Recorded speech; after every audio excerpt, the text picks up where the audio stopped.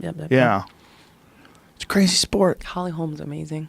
She is. I think as a person, I've never met her, but she's the sweetest person ever. She seems really sweet, and she just seems like, I was listening to her interviews, you know, it's just, man, she seems just like a really uplifted, genuine person, you know, a super humble, you know. She really is, which is one of the weirder moments. Why it was such a weird moment, rather, when Ronda Rousey at the weigh-ins was like, "You fucking bitch, you're a fucking fake," and she was in her face, and it was weird. It was like, where's this? It was like almost like she wanted her to be the enemy, so that she could get amped up to kick her ass. And so she was saying a bunch of things that didn't even make sense. Maybe Ronda was kind of at a breaking point too, just as far as like workload, stress level, expectations, you know, obligations. And when I saw that weigh-in, actually, I watched that probably at least 5 times. Like, I just replayed it because I like to watch people interact and how they react. I love it. Yeah. And I noticed, like, when I saw that, I'm like, oh, Holly's got this. And I wish I'd fucking bet money. I totally wish I did. But I was watching that, I was like, oh. Just thought because Ronda seemed so emotional. It was the way Holly reacted. That's why. She just like, Ronda came in her space. Holly just like stepped back, like kept proper distance, you know, like defensive distance. Super low key. Watch her reaction. Yeah, she stayed calm for sure. Yeah. That's skinny Ronda too. That's weigh-in Ronda, which is like she's depleted. Yeah. Yeah, she was kind of. She was look how much different she looked when she was weighing in. But they tied up, and Holly didn't give any ground either. She's just like, she stayed calm. She backed up, but like she backed up like, I'm ready to hit you. Backed up. She didn't back up like And then so Ronda was super like emotional too. She was funny. She was like, I was just trying to get a drink. Yeah. I just thought I was having a drink. I don't know. Yeah. Yeah. It was great. And then Ronda was like, she was super, right? I think, and you never saw her like that. You're like, what the fuck? Yeah. Yeah. I think you nailed it as far as the breaking point. Yeah. She got sucked into all the Hollywood bullshit. They were putting her in movies and TV shows, and she was on different talk shows. What is the hype to like, could interviews. She beat Cain Velasquez? Could she? You know, and it's like, oh my God, look what she's doing to these women. Could she? Remember that? Right, yeah. There's like, right. Yeah. Wow. They created she was a huge, superstar. Like, you know, look, I was a part of it. She still is. I mean, she is now, but she's now still a superstar. Now she's a WWE superstar. It's just a different kind of superstar. Come back. You think she should? Yeah. What makes you say that? Like, don't go out like that. This is Miriam talking, though. It's a different person. Oh,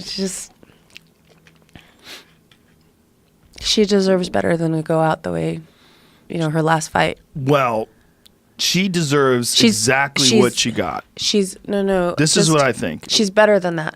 I think you're right. I think you're right that she's better than that. I'm not saying, oh, it's bad that she got punched like that. No. I'm saying she deserves better than that to like represent herself better than her legacy. Like, yeah.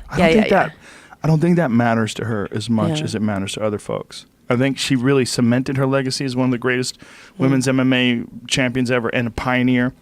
But I also think that women's MMA has evolved so fast that within the brief time that she was running shit, the sport passed her by. And when you see, the one that I was always worried about with her was Amanda. Because I was like, Amanda Nunes has a black belt in Brazilian Jiu-Jitsu and nasty hands. Like, to me... And judo too, right? I think she has some judo. I don't know what her ranking is in judo. She's not belted in judo? I don't know. She could be. Okay. But I know she's a black belt in Jiu-Jitsu, and I know she had heavy hands. And my thought was that Ronda, although she was developing good striking skills, she was known for her judo and her arm bars. That's her big thing. And the striking skills were sort of like something that was happening along the way, and she was starting to catch girls. But she was catching girls like Betch Correia and, you know... Alexis Davis. Yeah.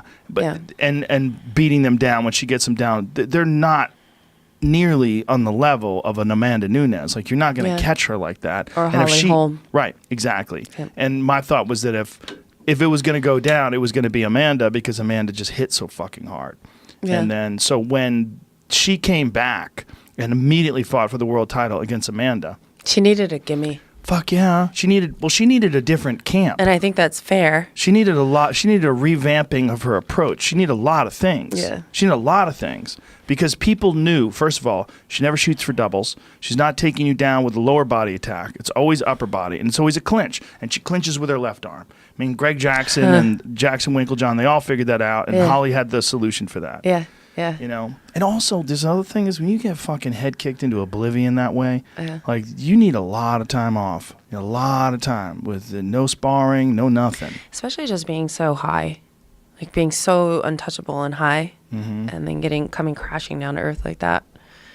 It's rough. That's definitely like a big who am I moment, I think. I'm sure. Yeah. Well, like because you it were was the talking whole world about, too. right? But you were talking about you trying to figure out who you are when you couldn't train anymore. Yeah, and I had that on such a small scale, a private scale, right? Private scale, and hers large was personally, but private. Yeah, and hers is the world. Yes, and the whole world. And mine was like more tragic, and hers was more humiliating. You know, how was yours more tragic? It happened in the third round of a fight. World title fight, MMA. It wasn't a clear, like, it happened on a takedown. It wasn't a takedown that twerked or tweaked my knee or grabbed on my knee, or it was, I pushed against them while my body was like this, parallel to the ground. And I tore my own ACL. Yeah. So it was like. Why is that more tragic? Because it was more like, no. No? I think it's more humiliating to get knocked out, in my opinion, to get knocked out. Sure. Than it is to get like injured out, like tear out, like still fighting, and then you step back and everything slips and you fall. Right. Because your knee can't. It's gone. Yeah. You know, that's what I mean when I say tragic. Oh, I see what you're saying. Or if you're like winning the fight, and then unfortunate. Yeah.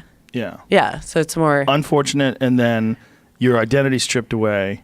But again, yours is private, hers is public. But at least you understand what it's like to not be that person who you counted on you being that person. It was part of your shield that you put on to go through the day. Yeah, for sure. For sure. Yeah. You know? Yeah. Yeah. So her persona. She was damn good at it too. And then it's like stripped away.